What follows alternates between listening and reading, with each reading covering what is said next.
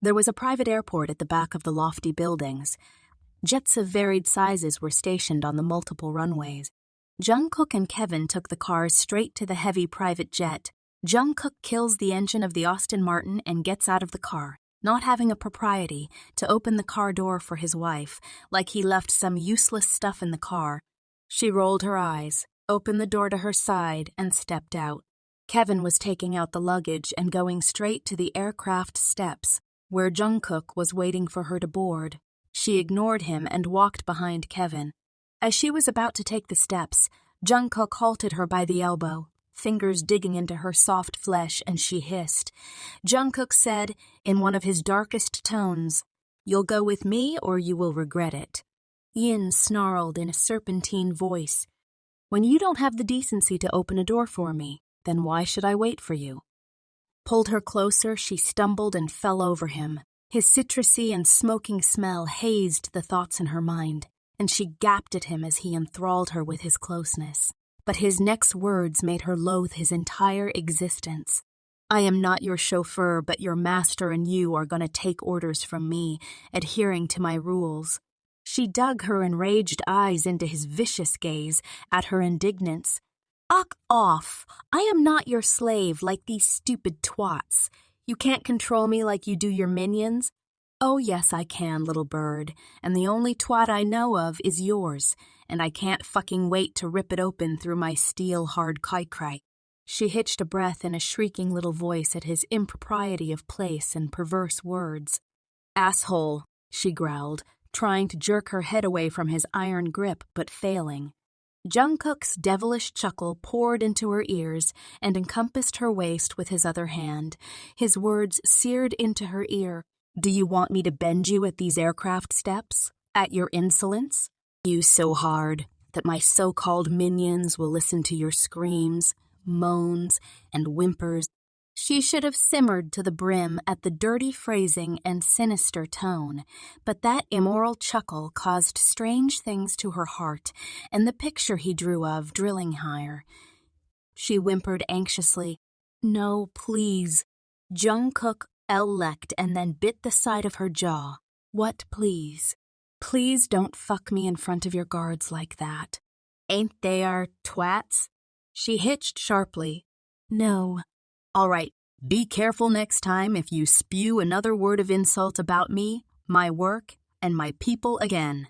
I am gonna discipline you in front of them for your bad manners, and I swear you won't like the pun. Schment this time, little bird."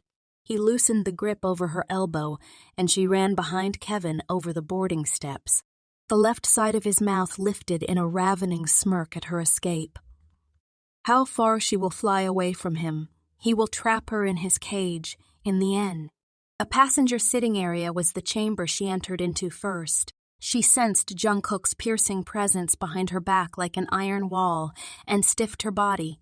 All three of them made their way into the other compartment of the jet.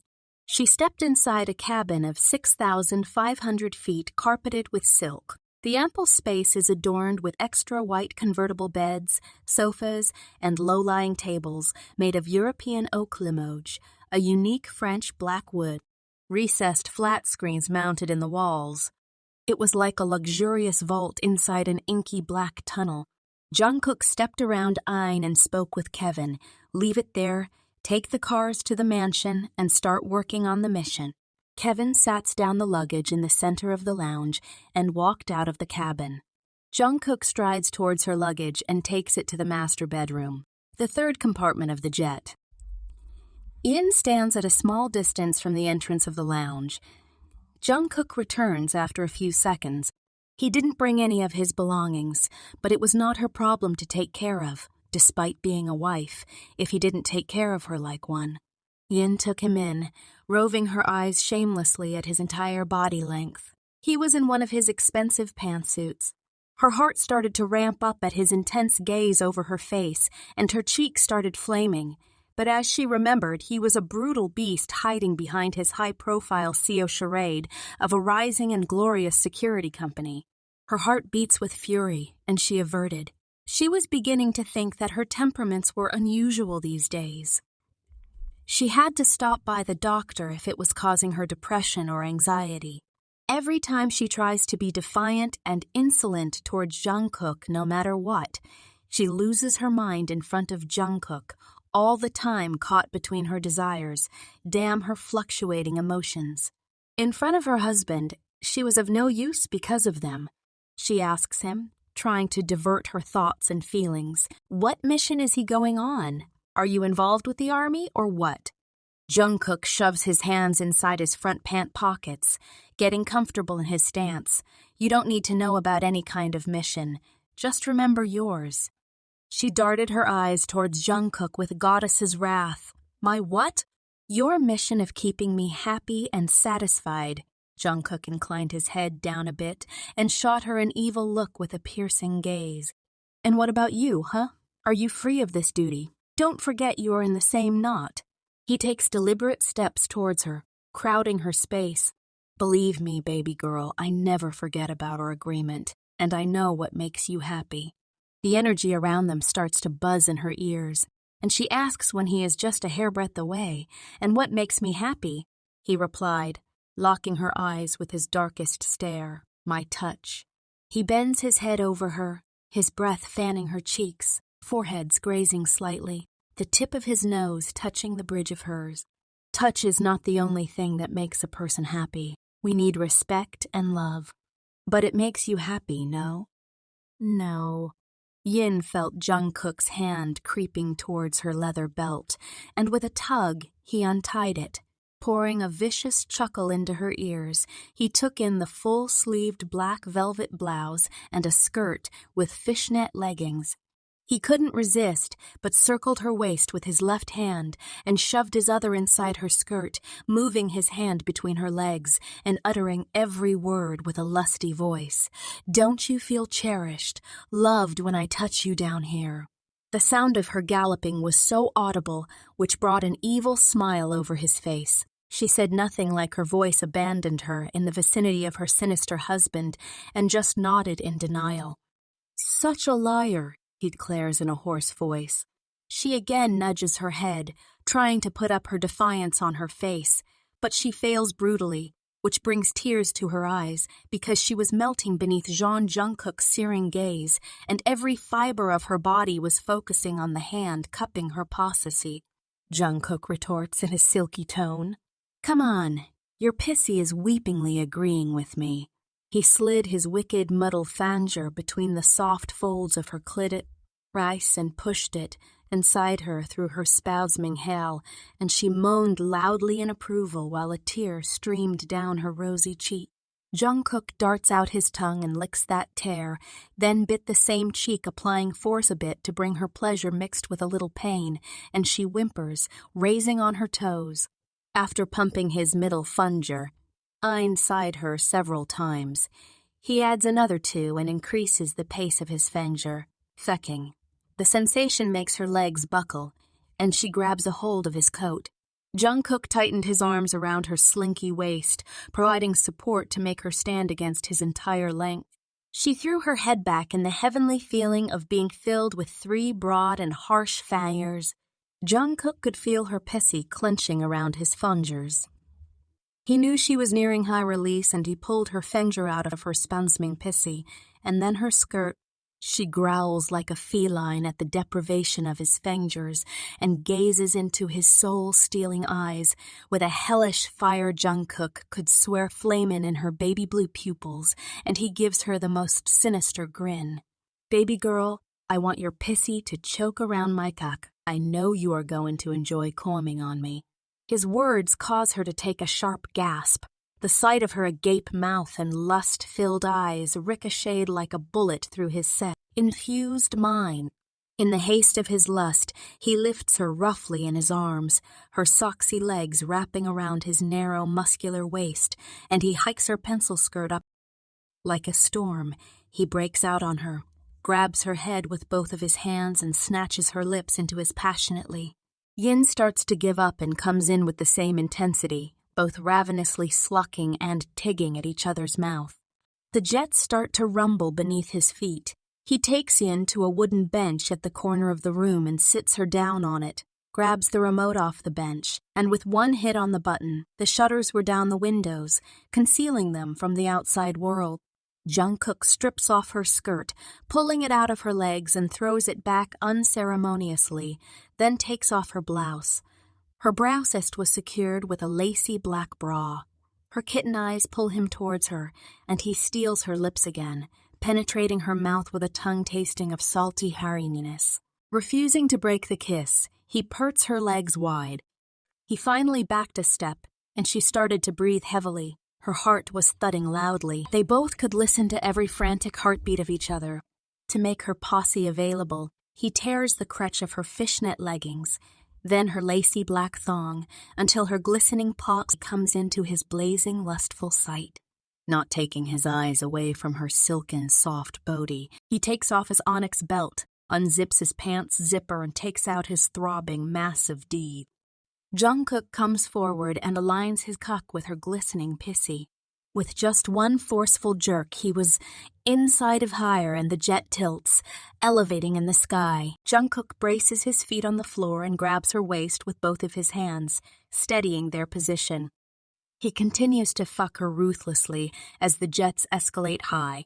The rumble of the engine, the pounding of his cuck, nigh-side her pissy, and the sounds of her moans were making her experience the most erotic moment of her life. Damn her control. Yin just wanted Jungkook to make her vulnerable like this and take advantage of her. She threw her arms around his shoulders and panted in the crook of his neck. Yes, please, just like this. Jungkook grabbed her face and made her look into his intense, lusty gaze. Don't you feel loved like this? And he pumped harder. Yin screamed in approval. He carried her to the room in response. Let's rip open your warm little cunt, baby. He stood in front of her exposed, necked body on the floor, appraising the view of his open, ready-to-fuck wife. Without taking off clothes, he climbs on the bed, comes over to her, flips her into reverse caw twirl position, widens her lanaget. Don't you wanna get fucked from behind my war? With that being said, he doesn't wait for her response and tear her fishnet leggings entirely to the back of her thighs. She turned her head around and looked at him with drooping lids and heated eyes. Yes, please, I'm your what-were wife. She was stunned at her own words, but the ecstasy of being filled letting those words out, urging her to move her out. He rammed to her with all his might, and Jungkook threw his head back, both of their beaties moving in sync. Jungkook stretched both of her hands above her head, fucks her even harder and crueler. Her body was shaking terribly. She was on edge. Jungkook released, onside her, sperms filling her pissy. When he took his keck out, the seum was spilling out of her sore pessies and out of his dack tip. The sight was so tantalizing that he ducked, darted his tongue out, and lucked her pissy clean. Waves after waves of pleasure and release, overcoming her body. His mouth and his made her climb so hard that her whole body was blazing at an inferno of sensations. He flipped her on front and grabbed her face, fingers coated with her wetness. He puckered her lips and kissed them gently, as opposed to the grip of his hand on her face. Jungkook was skimming his finger off her artasso and onto her face. You better not lie, Darlene, Jungkook said in his most authoritative tone, and took his hand off her mouth. Her jaw started to hurt, but she couldn't feel it against the excruciating pain of her dripping tears. She didn't want to cry in front of him. She wanted to be defiant and feisty. She didn't want him to see the weakness through her, the tears in her eyes, but Jungkook's presence was so overpowering that in the vicinity of him, her whole body started to melt into puddle. Kevin walked out of the jet and told the 2 other bodyguards to take the Aston Martin. He saw them driving out of the airport. When they were gone, Kevin padded towards his white Mercedes, took his car to the private parking lot, stationed the car over there, and waited. He could see through the windshield, and the heavy jet rumbled to life, wheels spinning, taking off into the air. Now he was on a mission his dear boss, Jean Jungkook, had given him to make a little change in Kangdae's trading system. He was coming for them. He lifted his hand towards his ear and pushed the button of his Bluetooth, picking up the call from the left-hand agent of Jean Jungkook, Kim Tae-hyung. Yes, agent, come to the ME's basement. Taehyung said in his heavy tone, like they had something malicious going on there. Kevin just replied in 30. K, Taehyung retorted. The sun has vanished from the horizon completely, leaving tints of red, orange, and purple, a vermilion sky telling hidden stories written in the shadow of the nights. Kevin reached the sealed abandoned buildings, killed the engine of the Mercedes, got out of it, and strides towards the back of the building. There was a cellar door on the rocky ground. He took out his phone and opened an app, showing a red button scripted with the word locked. Kevin taps the button with his thumb, and the color changed into green, with a sign of unlocked. The steel door swings open above the concrete floor, a dim white light illuminating the stairs leading into the basement. He took the steps and hit the button again, turning into blaring red, and the door swung shut automatically. The thudding of the steps letting others know. The wait has been over. The recessed LED lights brightened the hallway in an ambient glow, and he went down and down through the steel staircase. The hallway parted into 2 more tunnels, on either side. He picked the left one. The hallway took him to a vault where the see-through glass separating the chamber from the interrogation room was empty. He ambled for the entrance of the room. There were 3 chairs around a metal table. He sat in one of them. He lifted his cell phone, which kept the entire down to the basement. He made a call to an agent. "I'm here." A heavy, depraved voice poured into his right ear through the phone. "Yeah, we know." The line cuts off at the other end, and he waits for his companions. The glass was coated with a black film, so no one in the room could see who was there in the interrogation room. Well, he was not there to do inquisition, but to meet a new prisoner. After a few seconds, Taehyung was dragging a wriggling man, both hands handcuffed at his back, mouth sealed shut with duct tape, and blinded with a black wide strip of cloth. Taehyung pulled him across Kevin and pushed the man's ass down on the chair. He pulled down the black cloth around the man's neck. His eyes were rimmed with red, focused on Kevin, not even moving an inch.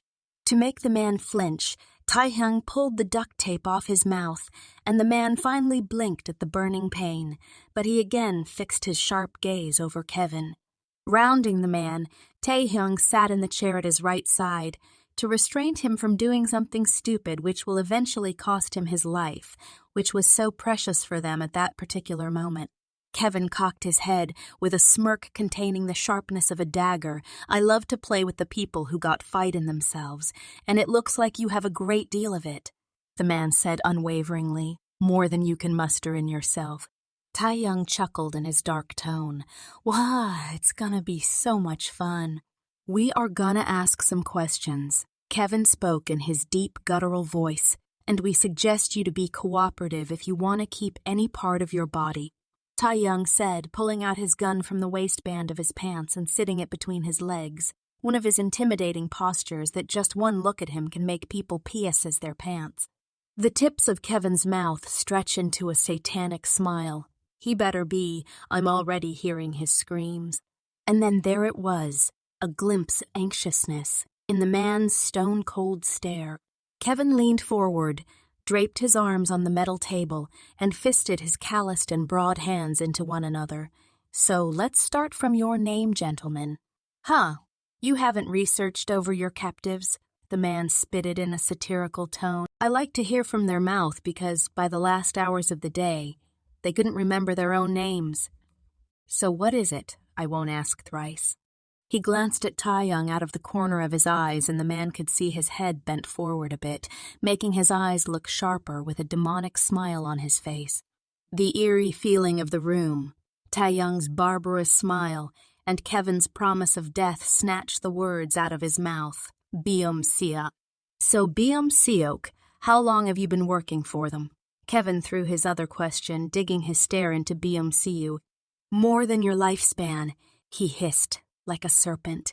But the next second, an agonizing scream escaped his mouth, and he looked down at the right feet of his leg.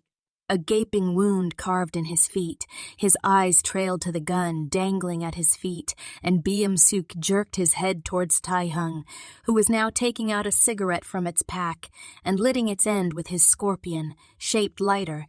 its mouth flaming the tip of his cigarette. Don't be a bitch. Show some balls, Taehyung said, taking a puff of the cigarette. Seok turned his head towards Kevin. 20 years, he said with a steeliness in his voice. From where does your master procure the items? Kevin threw another question in his direction. What kind of items you were talking about? Byung Seok shrugged. Kevin penetrated his gaze into Kang Dae's bodyguard. You know exactly what kind of items I am talking about, but if you want to be so specific, then tell us from where your master abducts the young girls and middle-aged women, including children. There was a profound tension surfacing on Byung Seok's face, but he was resisting it to not let it open his mouth, to keep the dirtiest bloody secrets of his master. So he was keeping himself composed. He widened his bloodthirsty eyes towards Kevin and said, We are not involved in that kind of shit. Taehyung shifted his pistol to his right hand, shot his left hand towards Byung Seok, and grabbed the back of his head, dug his fingers into the bodyguard's skull, tugging at his hair strands, and growled on his right ear. Oh, we fuck, know what kind of shits your masters are involved in, so you better get it straight out or... With that being said, Taehyung puts his pistol over Soyik's balls and continued, We know how to get it out. Kevin knew the men Kang Dae hired to work and protect their sordid and corrupt activities were not flesh and blood but steel and stone. But his master Jeon Jungkook men are wielders,